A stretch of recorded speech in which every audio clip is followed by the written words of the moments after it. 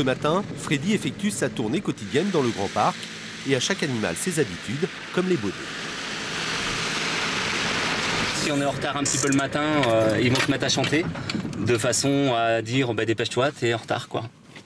Alors il faut s'adapter à chacun. Malgré son air nonchalant, le roc, animal préhistorique pratiquement disparu au XVIIe siècle, est plus facétieux qu'il n'y paraît.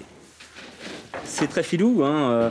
Des fois il suffit de mettre la main là, il connaît très bien la distance de ses cornes, même si ça fait 1,20 m à peu près de pointe en pointe. Quand il veut toucher un endroit, il touche exactement à l'endroit précis où il voulait toucher. Donc la relation avec eux, c'est non. C'est pas la peine, c'est trop dangereux.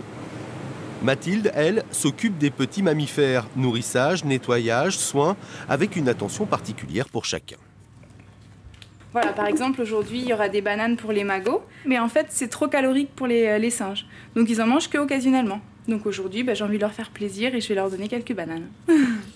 Des singes en Europe.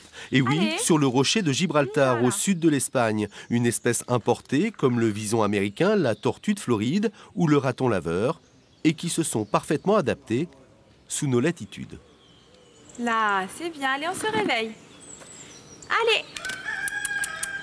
C'est vrai que tous les matins, on regarde comment ils vont, on étudie leur comportement, donc on s'y attache forcément. Antoine, lui, vient d'endormir un loup avec une flèche anesthésiante. Opération délicate après plusieurs tentatives infructueuses. L'animal est isolé pour pratiquer les soins. Là, je lui mets un implant contraceptif.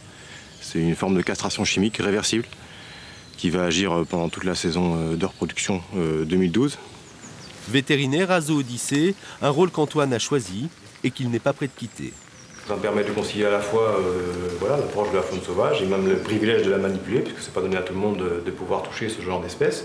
Ici, on est complètement affranchi du propriétaire, je suis complètement seul avec l'animal, donc je suis à la fois propriétaire et médecin et éleveur.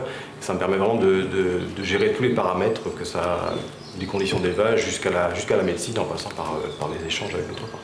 Après 40 ans d'existence, Zoodyssée rentre cette année dans le Gotha des parcs européens animaliers. Mais pour se développer encore, il doit gagner son autonomie financière.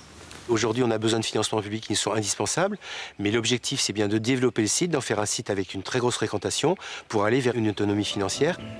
Et poursuivre ainsi cette vocation de préservation de la faune sauvage européenne.